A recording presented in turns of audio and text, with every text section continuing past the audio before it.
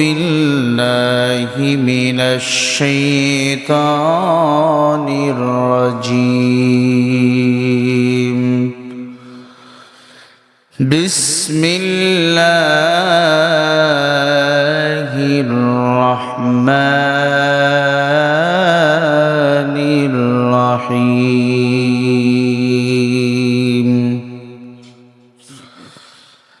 لن ينال الله لحومها ولا دماؤها ولكن يناله التقوى منكم. كذلك سخرها لكم لتكبروا الله على ما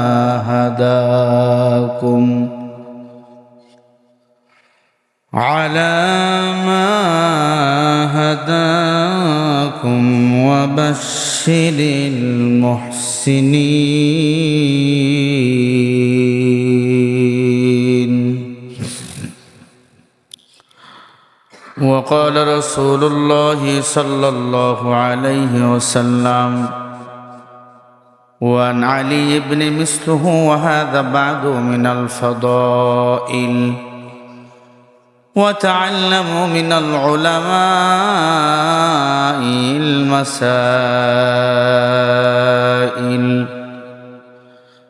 وقال رسول الله صلى الله عليه وسلم: من وجد سعة لأن يضحي فلم يضحل فلا يحضر مصلنا، أو كما قال عليه الصلاة والسلام.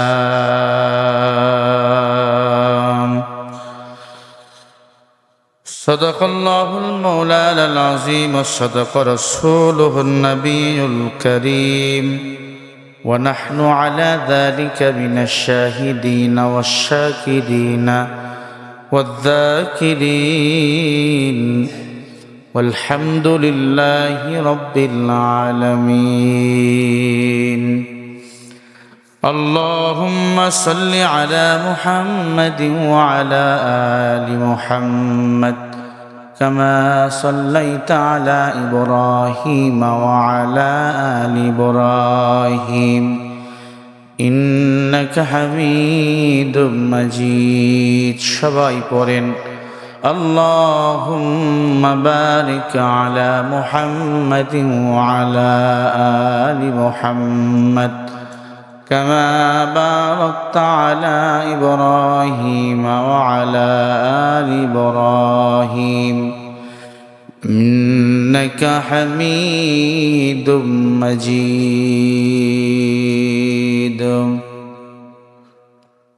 مرد مجاہد عدم پیغام،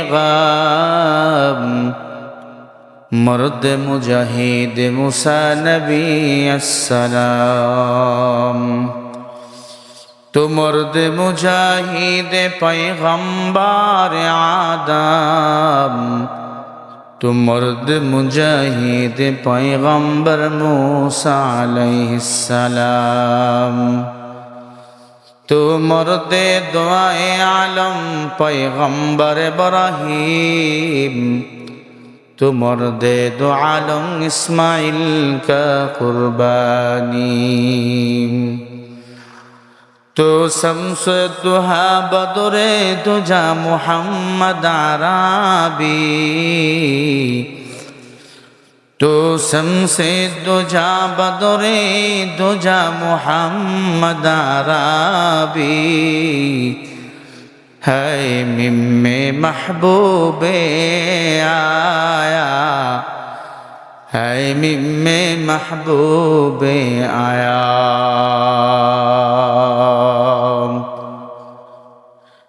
दिल के सूरज डूब रही है हम लोगों की सामने, मुस्तफ़ा भी सामने, काफिरों की सामने. আলহামদুলিল্লাহ। সম্মানিত সুদী, আল্লাহ পাকের দরবারে কালিমাত শুকরিয়া আদায় করি যে আল্লাহ তাআলা আপনাকে আমাকে দয়া করে মায়া করে জিলকাদ মাসে আপনাকে আমাকে মসজিদে আসার ও বসার তৌফিক দান করেছেন। সে মহান রবের দরবারে কালিমাত শুকরিয়া জবান খুলে মোহাব্বতে সকলেই পড়ি আলহামদুলিল্লাহ। লক্ষ কোটি দরুদ ও সালাম প্যারে নবী দুলালে আমিনা সরকারে দো আলম সৈয়দুল আরবি আল আজম মুহাম্মদুর রাসূলুল্লাহ সাল্লাল্লাহু আলাইহি ওয়াসাল্লাম। আমরা এমন একটি দিনে এখানে উপস্থিত হয়েছি যে দিনটা আল্লাহর কাছে বড় দামি। আর যারা আসছেন আপনারা আল্লাহর কাছে বড় দামি ব্যক্তি। আল্লাহ তাআলা আপনাদেরকেও বড় পছন্দ করেন। এই মাস কুরবানির জন্য প্রস্তুতি হওয়ার একটি মাস। আমরা জানি 10 জিলহজ,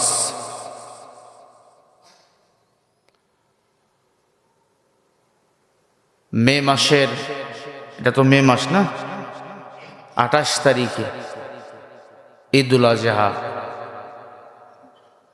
মানে ত্যাগের পরীক্ষা, ত্যাগের মাধ্যম আল্লাহ তাআলা আপনাকে আমাকে পরীক্ষার জন্য বছরে এই দিনটিকে দান করেন। মুমিনের জন্য এটি ত্যাগ, আত্মা শুদ্ধির কাজ, এবং এই ত্যাগের মাধ্যমে ঈমানদার আল্লাহ পাকের জান্নাতের পরীক্ষায় পাশ করার একটি মাধ্যম। এটি আল্লাহ তাআলা আপনাকে আমাকে দান করেছে। ঈদুল আজহা বড় দামি একটি দিন। এই দিনে হাজার হাজার হাজার লক্ষ কোটি কোটি গরু জবাই হবে, উট দুম্মা ভেড়া বকরি জবাই হবে, একমাত্র বলেন কার সন্তুষ্টির জন্য? আল্লাহর সন্তুষ্টির জন্য। আল্লাহ রাব্বুল আলামিন পবিত্র কোরআনুল কারীমে বলেন, লা ইয়ানালাল্লাহু লুহুমুহা ওয়ালা দিমাউহা ওয়ালাকিন ইয়ানালুহুত তাকওয়া মিনকুম كذلك سخرها لكم لتكبروا الله على ما هداكم وبشر المحسنين। আল্লাহ তাআলা বলেন, আমি আল্লাহর জন্য তোমরা কুরবানি করবা। আমি আল্লাহর কাছে তোমাদের রক্ত, গোশত, কুরবানির পশু, লোম কিছুই পৌঁছায় না, পৌঁছায় শুধু তোমাদের তাকওয়া, খোদা ভীরু। তাকওয়া মানে আল্লাহর ভয়। বলেন তাকওয়া মানে কার ভয়? আল্লাহর ভয়। আল্লাহর কাছে আমাদের কুরবানির পশুর রক্ত কি পৌঁছায়? গোশত, চামড়া? আল্লাহ কিছুই চান না। আল্লাহ চায় ওয়ালাকিন ইয়ানালুহুত তাকওয়া মিনকুম কাযালিকা সাখখারাহা লাকুম লিতুকাব্বিরুল্লাহু আলা মা হাদাকুম ওয়া বাশশিরিল মুহসিনিন। আমি আল্লাহ তোমাদের তাকওয়াকে ভালোবাসি, আর যারা তাকওয়াবান হয়েছে তারা হলো মুহসিন, তারাই হলো আল্লাহর প্রিয় বান্দা। বলেন সুবহানাল্লাহ। মুহসিন কারা? আল্লাহর একান্ত আপনজন, প্রিয় যারা। আপনার বাসায় মেহমানদারির আয়োজন, সবাইরে দাওয়াত আপনি দেন না, কারণ কাদেরকে দেন? যারা আপনার প্রিয়, ঠিক না? যারা আপনার কাছের মানুষ। আল্লাহ বলেন আমি তাদেরকেই মেহমানদারি করাবো আমার জান্নাতে, যারা মুহসিন, যারা আমার তাকওয়ার পরীক্ষায় পাশ করেছে। বলেন সুবহানাল্লাহ। এরা কারা? আল্লাহ ভিন্ন আয়াতে বলেন, ইন্না লিল মুত্তাকিনা মাফাসা হাদাইকা ওয়া আ'নাবা ওয়া কাওয়াইবা কুরাবা। যারা মুত্তাকিন তারা চিরন্তন পরীক্ষায় পাশ করেছে এবং তাদের মেহমানদারির জন্য আমি আল্লাহ আমার জান্নাত অপেক্ষমান রেখেছি। মনে রাখবেন মুত্তাকিন কারা? আল্লাহ বলে তাকওয়া নামক এই শব্দটি অর্জন করেছে যারা। তাকওয়া একটা শব্দ, এটা কিন্তু কোনো বস্তু না, খেয়াল করবেন। তাকওয়া একটা শব্দ, এই তাকওয়ার ভিতরে আল্লাহর মুহাব্বত, আল্লাহর প্রেম ঢুকে আছে। এই প্রেম আল্লাহ তাআলা পয়গম্বর ইব্রাহিমকে দিয়েছিলেন, নিজের সন্তানকে বারবার জবাই করেছেন।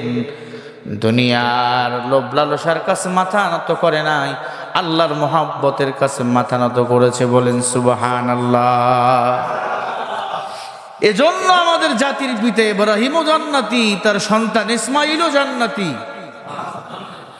আল্লাহ বলেন কাযালিকা সাখখারাহা লাকুম লিতুকাব্বিরুল্লাহ। তোমরা যারা এই পরীক্ষায় উত্তীর্ণ হবা, তোমরা আমি আল্লাহর প্রিয় গোলাম হয়ে যাবা। ওয়াবাশশিরিল মুহসিনিন, এবং তোমরা হবে মুহসিন, তোমরা পয়গম্বর ইব্রাহিমের সাথে জান্নাতে থাকবা। হাদিস শরীফে আসছেন, কুরবানির পশু যখন কুরবানি করা হয়, এই পশুগুলো সরাসরি আল্লাহর জান্নাতি হয়ে যায়। সুবহানাল্লাহ বলেন। আদম নবী বলে, আল্লাহ অনেকগুলো দুম্মা, ভেড়া, বকরি জান্নাতে দেখি, কারণ কি? আল্লাহ বলে, হে আদম, তুমি জানো না এই পশুগুলো হলো আমার বনি আদমের দ্বারা কুরবানিকৃত পশু, এরা জান্নাতি। পয়গম্বর আদম বলে, আল্লাহ পশুগুলো ফুলসিরাতের পুলে দাঁড়িয়ে রয়েছে, এই পশুগুলো জাহান্নামের গেটে দাঁড়িয়ে রয়েছে, জান্নাতের গেটে দাঁড়িয়ে রয়েছে, কারণ কি? আল্লাহ পাক বলে, আদম এই পশুগুলো তার মালিকগুলোকে ধরে ধরে আজকে জান্নাতে নিয়ে যাবে, কোনো কথা চলবে না। বলেন সুবহানাল্লাহ। এজন্য মনে রাখবেন, কুরবানির পশু যখন জবাই করবেন, কুরবানির পশু যেন কষ্ট না পায়, ধারালো ছুরি দিয়ে জবাই করবেন। এই পশু আপনাকে হাসরের ময়দানে জান্নাতে নিয়ে যাবে, ফুলসিরাতের পুলে অপেক্ষমান হয়ে থাকবে। হাসরের ময়দান, এই পশুগুলো আপনাকে আমাকে নিয়ে নিয়ে জান্নাতে চলে যাবে। উট দুম্মাগুলো যদিও টাকায় বিক্রি করেছেন, এই দুনিয়ায় অনেক টাকাওয়ালা আছে, সবাই ইখলাসের সাথে কুরবানি আল্লাহর নামে দিতে পারে না। অনেকে কুরবানি দেয় গোস্ত খাওয়ার ধান্দায়, আছে না নাই? বলেন। আমার টাকা আছে, কুরবানি না দিলে মানুষে কি বলবে? ফাসাল্লি লিরাব্বিকা ওয়ানহার। বলেন কুরবানি হবে কার জন্য? সবাই বলেন না, কার জন্য? যাদের কুরবানি আল্লাহর জন্য। আল্লাহ বলেন, ও ইমানদার শুনিয়া নাও, যাদের কুরবানি কবুল হয়েছে, তোমরা আমি আল্লাহর কাছে বড় দামি হয়ে গেছো। তোমাদের জন্য হুরে গেলমান অপেক্ষায় থাকবে, যাহা তাকা হায় রবুবিয়ান খোদায়া, রাহা তাকা হায় খোদা হামকো খোদায়া। তবে সত্য হলো, খবরদার কুরবানির পশুর সাথে খারাপ আচরণ করবা না। দেখছেন, আল্লাহ এতদিন বলল তোমরা আত্মীয় স্বজনের সাথে খারাপ আচরণ করো না। ইন্নাস সালাতা তানহা আনিল ফাহশাই ওয়াল মুনকার। আল্লাহ এতদিন বলল তোমরা আত্মীয় স্বজনের সাথে খারাপ আচরণ করো না। আল্লাহ পাক এতদিন বলল তোমরা মা বাবার সাথে খারাপ আচরণ করো না। আল্লাহ এই জায়গায় বলেন লিতুকাব্বিরুল্লাহ, তোমরা খবরদার কুরবানির পশুর সাথে খারাপ আচরণ করো না, কারণ তারা আমি আল্লাহর জান্নাতের মেহমান, কারণ তোমরাও তাদের সাথে জান্নাতের মেহমান হয়ে জান্নাতে থাকবা। খারাপ ব্যবহার মানে কি? কুরবানির পশু কেউ লাথি মারে, কেউ গালি দেয়? আল্লাহ পাক রব্বুল আলামিন বলেন কুরবানির পশুর সাথে খারাপ আচরণ করিও না, কষ্টদায়ক আচরণ দিও না। জবাই যখন করবা, ধারালো ছুরি দিয়া জবাই করবা। জবাই করাবার পরে কুরবানির পশুটা লড়তেছে, লড়তে দাও। হঠাৎ করে কসাই বা এলাকার সবচেয়ে শক্তিশালী ব্যক্তিত্ব ছুরি নিয়ে গলার মধ্যে একবারে পরে পোষ বসাইয়া দেয়। এটা হলো খারাপ আচরণ। কুরবানির পশুর তখন বড় কষ্ট হয়, তখন আমি আল্লাহ বড় কষ্ট পাই। যতক্ষণ পর্যন্ত কুরবানির পশু রক্তগুলো ঝরতে থাকবে, আমি আল্লাহ কুরবানির পশুর সাথে তোমাদের গুনাহগুলো মাফ করতেই থাকবো। বলেন সুবহানাল্লাহ। লং সময় রক্তগুলো পড়তে দাও, পশুটাকে লড়তে দাও, আমি আল্লাহ তোর আমল নামাগুলো গুনাহগুলো কাটতেই থাকবো, আমি আল্লাহ তোর গুনাহগুলো ঝরাইতেই থাকবো। বলেন সুবহানাল্লাহ। তবে সাবধান হয়ে যাও, লক্ষ কোটি টাকা দিয়ে কুরবানির পশু গড়াই করেছো, এরপরেও তোমার কুরবানি হবে না। যদি কুরবানির মধ্যে তাকওয়া না থাকে, আল্লাহর ভয় না থাকে, যদি গোস্ত খাওয়ার নিয়তে কুরবানি দাও, গোস্ত খাওয়া হবে, কুরবানি হবে না। কুরবানি দিয়েছে বান্দা, কুরবানির গোস্ত এলাকার গরিব পাইল কিনা, মহল্লার আশেপাশের মানুষ খাইলো কিনা খবর নাই, ফ্রিজ ভর্তি করে রাখছে। আসেনি এমন মানুষ? ফ্রিজ বোঝাই। আল্লাহ বলে এই কুরবানি তোর কবুল হবে না, কুরবানি হবে আমি আল্লাহর জন্য। গরিব কুরবানির গোস্ত পাবে, অসহায় পাবে, মিসকিন পাবে। অসহায় হয়তো দরিদ্ররা তোমার কুরবানির পশুর গোস্ত খাইয়া আমি আল্লাহর কাছে দোয়া করবে, তখন আমি আল্লাহ এক কুরবানি না, আমি আল্লাহ যতবার দোয়া করবে ততবার কুরবানির সওয়াব তোর আমলনামায় দান করে দেব। তাহলে কুরবানি দেওয়ার পরে যত গোস্ত টোস্ত পাবেন সব ফ্রিজে লোড করে রাখবেন। দেখবেন ঈদের সময় ফ্রিজের কিনার ধুম বাড়ে, ঠিক না ভাই? ফ্রিজের দামও কমায়া দেওয়া পার চলছে। কয় যেই ফ্রিজ ৮০,০০০, কুরবানির সময় ৬০,০০০। আসলে ওর দাম ৬০,০০০। বাঙালি তো ফ্রি খাইলে আলকাত্তারাও খায়। হ্যাঁ, ফ্রিজ কিনার ধুম চলছে কেন? কয় কুরবানির পশুর গোস্ত লোড করতে হবে। অথচ পয়গম্বর আরবি মুহাম্মদ রাসূলুল্লাহ কুরবানির পশুর গোস্ত ৩ দিনের বেশি খাইতেন না। কোন মাসআলার কিতাবে আসছেন ৩ বেলার উপর খাইতেন না। ৩ বেলা। কয় বেলা? বেলা বুঝেন তো? ৩ বার। দুপুরে কুরবানির পশুর গোস্ত দিয়ে খাইছে, রাতে, পরের দিন দুপুরে শেষ, বা সকালে শেষ। আর আপনার আমার ৩ মাস ৬ মাস, অনেকের এখনো বাড়িতে কুরবানির গরুর ভুঁড়ি এখনো আছে। আপনি কেমনে বিশ্বাস করলেন আপনার কুরবানি কবুল হয়েছে? আপনি ফাজলামো করেন আল্লাহর সাথে। আপনি কুরবানি দিয়েছেন আল্লাহর জন্য, 3টা ভাগে বিভক্ত করেন কুরবানির পশুর গোস্তগুলো। কয় ভাগে? আরে ভাই জোরে বলেন না কেন? যারা দিতেছে মন খারাপ, হুজুর এটা প্যাঁচ লাগাইলেন আপনি, টাকা দিয়ে কুরবানি করি আমি। আরে ভাই তুমি যদি জান্নাতে যেতে চাও এই মাসালাগুলো তোমার দরকার। হযরত আলী বলেন ক্বালা রাসূলুল্লাহ সাল্লাল্লাহু আলাইহি ওয়াসাল্লাম ওয়া আন আলী ইবনে মিসলু হাযা বা'দু মিনাল ফাদাইলি ওয়া তাআল্লামু মিনাল উলামাই ওয়াল মাসাইল। হযরত আলী বলেন কুরবানি যারা করবা কুরবানির মতো কুরবানি করো। কি দামি কথা! মিনাল উলামাই ওয়াল মাসাইল। আলী বলেন আমি আলী তো সারা জীবন থাকবো না, আমার ইন্তেকালের পরে তোমরা উলামা ইকরামদের কাছে মাসালা নিবা। সুবহানাল্লাহ বলেন না? আচ্ছা আলীর জ্ঞান কম না বেশি? আরো জোরে বলেন না? আনা মাদিনাতুল ইলমি ওয়া আলী ইমবাবুহা। নবী বলেন আমি নবী হলাম ইলমে দ্বীনের শহর, আর ইলমে দ্বীনের শহরের দরওয়াজা হলেন আমার আলী। দুঃখের ব্যাপার, আলী বলল তোমরা মাসালাগুলো উলামা ইকরামদের কাছে নাও, কুরবানির মাসালাগুলো, আকিকার মাসালাগুলো উলামা ইকরামদের কাছে নাও। এখন মাসালা যায় সমাজের সুদখোর, ঘুষখোর, বেনামাজির দলেরা। আছে না ভাই? আপনাদের বগুড়ায় নাই, আমাদের এলাকায় ওরে খোদা হুজুরের কাছে কোনো মাসালা নাই, কুরবানি দিছো কিছু গরিবরে দিয়ে দাও, হয়ে গেল। এত সোজা নয়। ফাসাল্লি লিরাব্বিকা ওয়ানহার ইন্না শানিয়াকা হুয়াল আবতার। তোমার কুরবানি হবে আল্লাহর জন্য, আল্লাহ ছাড়া আর কারো জন্য কুরবানি করবা না। আল্লাহ আগেই বলেন তোর গোশত রক্ত আমি আল্লাহ, পশুর চামড়া পশম কিছুই চাই না, আমি আল্লাহ চাই তাকওয়া। তাকওয়া মানে আল্লাহর ভয়। আল্লাহ বলে আমি আল্লাহর ভয়ে তোমরা কুরবানি করবা। যেই কুরবানি আমি রবের ভয়ে হবে, ওই দিল কখনো জাহান্নামের আগুনে জ্বলবে না। বলেন সুবহানাল্লাহ। মাইয়ার বিয়ে দিয়েছি, মাইয়ার বাড়িতে গোশত না দিলে কেমন হবে? সুদের টাকা নিয়েও কুরবানি দেয়, যা আছে কপালে। হ্যাঁ, চুরি কইরা কুরবানি দেয়।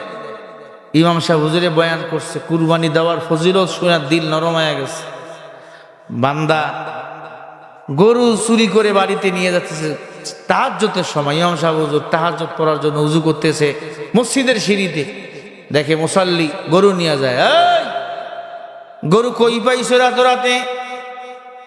কয় হুজুর চিল্লান কম, চুরি করে নিয়ে আইছি। কেন? কয় কুরবানি দেবো। কেন? চুরি করে কুরবানি দিলে কুরবানি হইব? গত দিনে জুমার বয়ান শুনে, কুরবানির বয়ান শুনে জুমার দিনে দিল নরম হয়ে গেছে। তাই নিয়ত করছি, মামার বাড়ি রাতের বেলা গেছিলাম, খাইয়া ঘুমাইছি। দিল তো মানে না, কুরবানির ফজিলতের বয়ান শুনা দিলের মধ্যে খালি ধকধক করতেছে, কুরবানি দেওয়াই লাগবে। মামার বাড়ির গরু টান দিয়ে নিয়ে আইছি গোয়াল ঘর থেকে, নিয়ত করছি কুরবানি দেবো, মাসালাও রেডি। চুরি করে তো কুরবানি দিলে কুরবানি হবে না। এজন্য কুরবানির ফজিলত আর চুরি করার গুনাহ সমান। মাঝখানে গোশত খাবো আমি পাও। এই হলো আমাকে বাঙালিদের হাকিকত, দিলের তামান্না। আসলে বলেন কুরবানি আল্লাহর জন্য কয়জনে দেয় ভাই? বলুন। আছে, হাজার হাজার ব্যক্তিত্ব আছে। একটা শুধু কুরবানি দেয় না, শত শত কুরবানি দেয়। কার জন্য? আরো জোরে বলেন, কার জন্য? এই যে আপনারা সিনেমা দেখেন না, মনোয়ার হোসেন ডিপজল, চেনেন আপনারা? এখন সব পিসা হয়ে গেল, আমিও চিনি তো, ছোটবেলা দেখছি না। আমি তার ব্যক্তিগতভাবে আরো চিনি, কারণ আমি তার মাহফিলও করছি গাবতলিতে। গাবতলিতে তো সম্পত্তি সব তাদের, একযোগে 1000 একর জমি তাদের বাবা। এই ডিপজলের ইতিহাস দেখলাম, সে নিজের বাড়িতে 3টা গরু জবাই করে কুরবানি, এবং আশেপাশে মহল্লার মানুষের কাছে আরো শত শত গরু জবাই দেয় আল্লাহর মুহাব্বতে। বলেন সুবহানাল্লাহ। আমি তাকে মাহফিলে বলেছিলাম, ভাই এত গরু জবাই কেন দেন? কয় দিনটা তো প্রতিদিন আসে না, বছরে একবারই আসে। আর আল্লাহ আমাকে অনেক কিছু দিয়েছে, জীবনে তো পাপ কম করলাম না। আল্লাহ যদি কুরবানির ওসিলায় আমারে মাফ করে দেয়, জোরে বলেন না সুবহানাল্লাহ। বলে আমি বাড়িতে যে 3টা দিই, এখান থেকে একটা মাংস আমার ফ্রিজে রাখি, আত্মীয় স্বজনদের দিয়ে দিই, বাকিগুলো সব গরিব ইতিমদের মাঝে, আত্মীয় স্বজনের মাঝে আমি বন্টন করে দিই। আমি জানি না দিনের খবর তার কি, তবে তার কথাটাকে আমার ভালো লাগছে। একজন দুনিয়ার লাইনে সিনেমা জগতের মানুষের দিলের কি হালত। এখন বলুন হুজুর তার তো টাকার অভাব নাই। টাকা তো আল্লাহ আপনারেও কম দেয় নাই।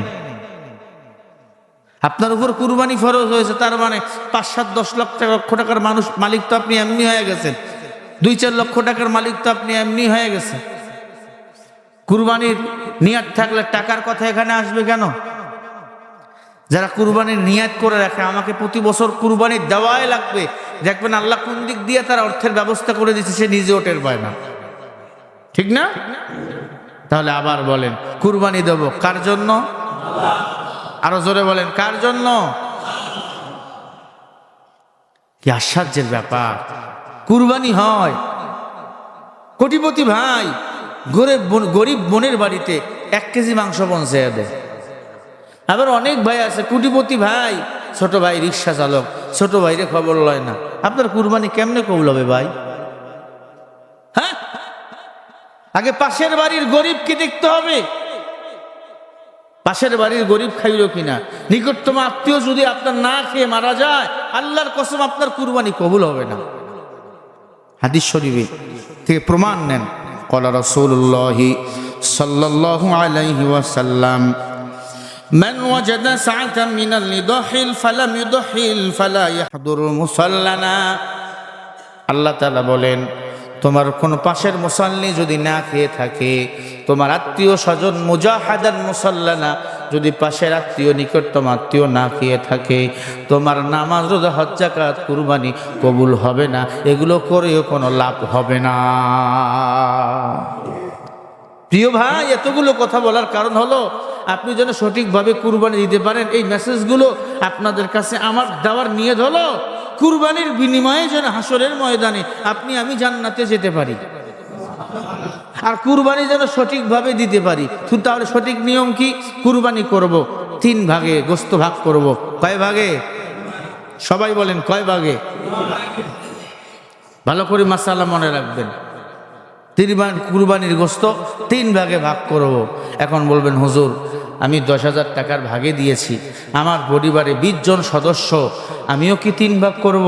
শোনেন, 3 বেলা যদি আপনার 10,000 টাকার মাংস না হয়, তাহলে আপনার 3 ভাগ করা লাগবে না। আপনি পুরো মাংস খেলেও আল্লাহ তাআলা কুরবানির সঠিক সওয়াব আপনার আমলনামায় দান করে দিবেন।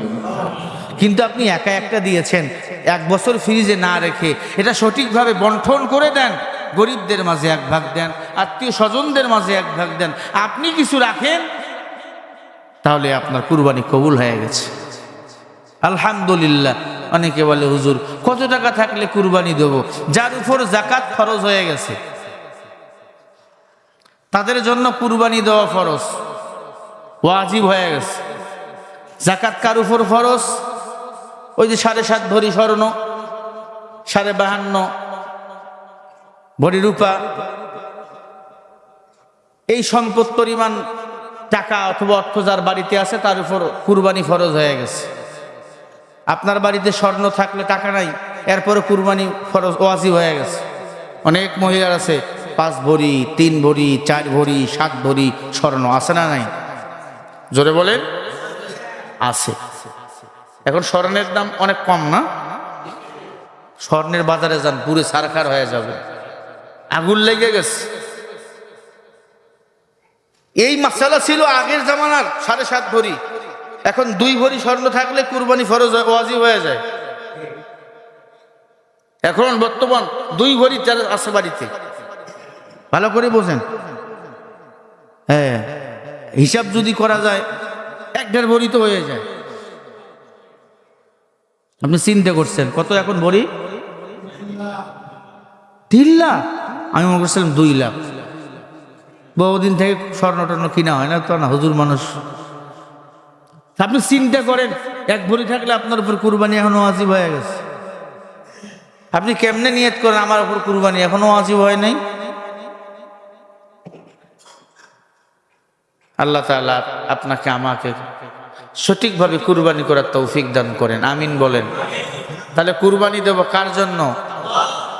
আল্লাহকে গোস্তও জীবনও দিলাম না, রক্তও দিলাম না, কুরবানির চামড়াটাও দিলাম না, শুধু তাকওয়ার পরীক্ষা দেবো। এটা তো ফেল করি আমরা প্রতি বছর। কুরবানির গোস্ত দেখলে মাথা নষ্ট হয়ে যায়।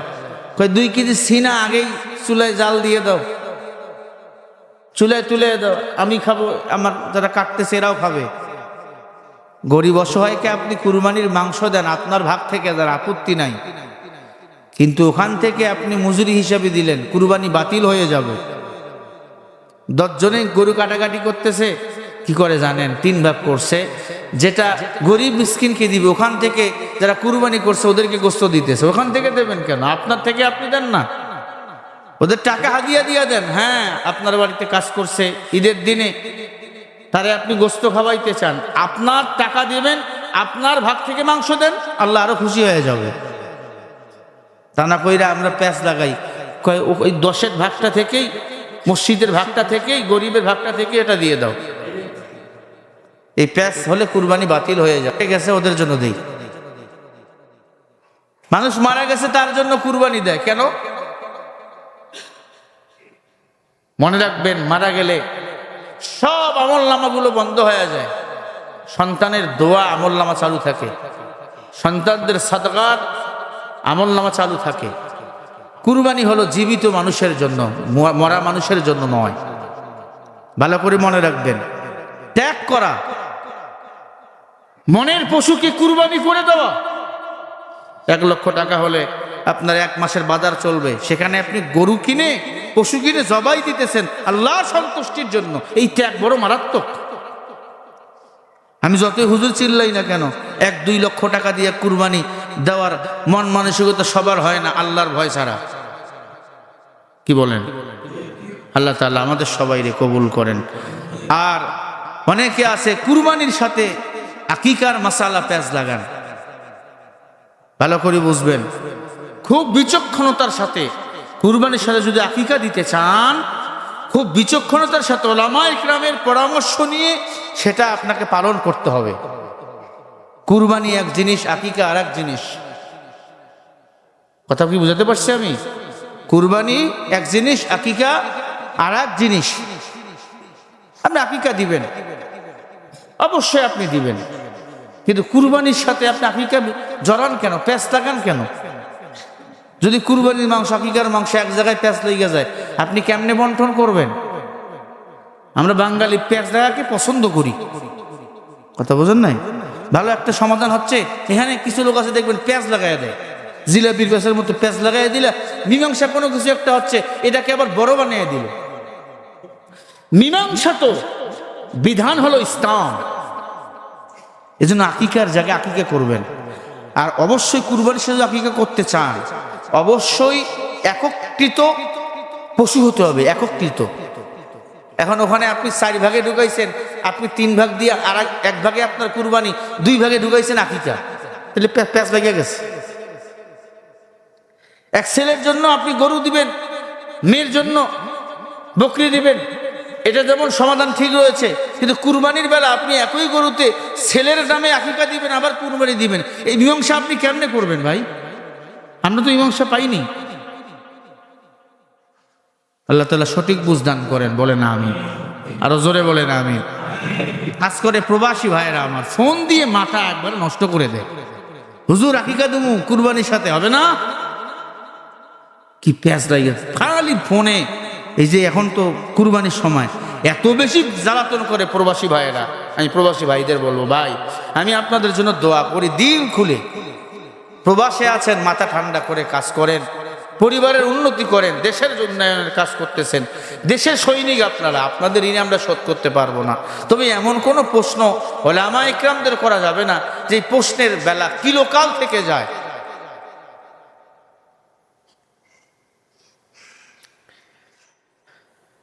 তাদের কিছু বলাও যায় না, মন খারাপ করে ফেলে, হুজুর আমাদের জন্য কিছু বলে। আমি আপনাদের জন্য এতটুকুই বলবো, বিজ্ঞ উলামায়ে ইকরাম তাদের কাছে গিয়া মসজিদে বসেন।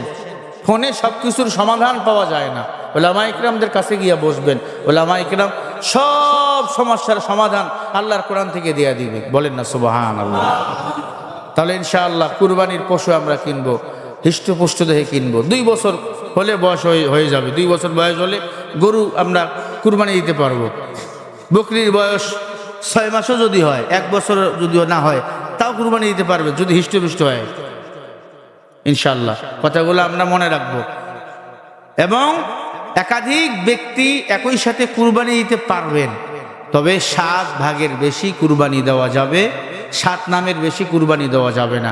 এক নামে এক কুরবানির গরুর মধ্যে 7টা নাম আপনি বিভক্ত করতে পারবেন, 7টা ব্যক্তির নাম।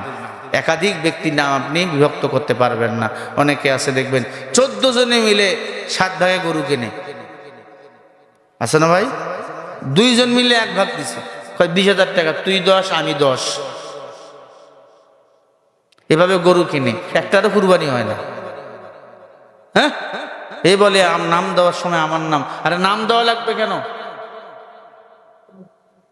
আপনি মনে মনে নিয়ত করে ফেলবেন, আমি কুরবানি পশু কিনছি আল্লাহর জন্য, আলহামদুলিল্লাহ। একবার বিশাল বড় লিস্টি দিয়ে দেয়, হুজুর রে হুজুর এইটা অমুক, এর বাবা অমুক, এর বাবা অমুক, ওর দাদা অমুক মারা গেছে, সে ইত্যাদি ইত্যাদি। এগুলো ফাজলামো ছাড়া কিছু না। কুরবানির পশু কিনছেন, আল্লাহ কবুল করে নিচ্ছে, আলহামদুলিল্লাহ। তবে আবার বলি, মাসালা একটা খুব জটিল। এক কুরবানির ভাগে একাধিক নাম না দেওয়া উত্তম। হুজুর আপনি না একটু আগে বললেন নাম দেওয়ার দরকার নাই, আপনি কিনলেন যে। এক কুরবানির ভাগে একাধিক ব্যক্তির টাকা না দেওয়া উত্তম। আমি কি বুঝাতে পারছি আপনাদের? কি বুঝাইলাম? একটি ভাগে 3 ভাই মিলে দিছে, 3 ভাই মিলে নেওয়ার পর ওটা ভাগ করে নেয়, এটা করবেন না। আপনার সামর্থ্য নাই, আপনি একটা বকরি জবাই করেন। আল্লাহর কাছে ছোট বড় মূল্য নাই, আল্লাহর কাছে কুরবানি কুরবানি। আপনি একটা মুরগি জবাই করেন, একটা হাঁস জবাই করেন, এটাও কুরবানি। কিন্তু একাধিক নামে কুরবানি দিতেছেন, এগুলো তার খিচড়ি হয়ে যাচ্ছে, বিরিয়ানি হয়ে যাচ্ছে, এটা কেমন কেমন না? ইমাম তাইয়্যিব হামাদ বলেছেন, কেউ যদি একাধিক নামে কুরবানি করে আল্লাহর কাছে ওই ব্যক্তির কোনো মূল্যায়ন থাকে না। তুমি এতটুকু সিদ্ধান্ত নাও, আমি আমার 10,000 টাকা আছে, আমি একটা বকরি দেবো, 5,000 টাকা আছে, আমি একটা বকরি দেবো। আল্লাহ তুমি আমার তৌফিক দাও, আমি যেন এক নামে একটা গরুর ভাগ দিতে পারি, অথবা দুম্মার ভাগ দিতে পারি, অথবা আমি নিজে নিজেই একটা গরু বা দুম্মা উর্দুম্মা সামনে দিনে করাই করতে পারি। আল্লাহ তুমি এই তৌফিক আমারে দাও। ইমাম তাইয়্যিব বিন হামাদ বলেছেন, জামানার শ্রেষ্ঠ ইমাম তিনি। এজন্য কুরবানির বেলা খুব সজাগ থাকবেন, ওলামা ইকরামের দ্বারস্থ হবেন মাসআলাগত বিষয়ে। মাসআলা ওই দুনিয়ার গুনাহগার দিলে হবে না, ওলামা ইকরামদের কাছ থেকে মাসআলা আপনাকে আমাকে নিতে হবে। আল্লাহ তাআলা তৌফিক দান করেন, আমিন। আরো জোরে বলেন আমিন। এবং কুরবানির যে বিধানগুলো, এগুলো বিধানগুলো আগে জেনে নেব স্থানীয় ওলামা ইকরামদের কাছ থেকে, এরপরে কুরবানি সঠিকভাবে আমরা করব। জোরে বলি ইনশাআল্লাহ। নিজের পশু নিজে জবাই করা উত্তম। পশু যখন জবাই করবেন পশুর পাশে দাঁড়িয়ে থাকবেন। নারীরাও কি দাঁড়িয়ে থাকতে পারবে? হ্যাঁ, মেয়েরাও পর্দার সহিত কুরবানির পশুর পাশে দাঁড়িয়ে থাকতে পারবে, কারণ তাতে গুনাহ মাফ হয়, আল্লাহ গুনাহগুলো মাফ করে দেয়। কুরবানির পশুর পাশে মেয়েরাও দাঁড়িয়ে থাকতে পারবে, পর্দা যেন খেলাপ না হয়। আশা করি আপনারা বুঝতে পারছেন আমার কথা। আল্লাহ তাআলা আমাদের সবাইকে সঠিক বুঝ দান করেন, সঠিকভাবে কুরবানি করার তৌফিক দান করেন। কুরবানি করব আল্লাহর জন্য। জোরে বলেন, কার জন্য? আল্লাহর জন্য। ওয়া মা তৌফিক ইল্লা বিল্লাহ।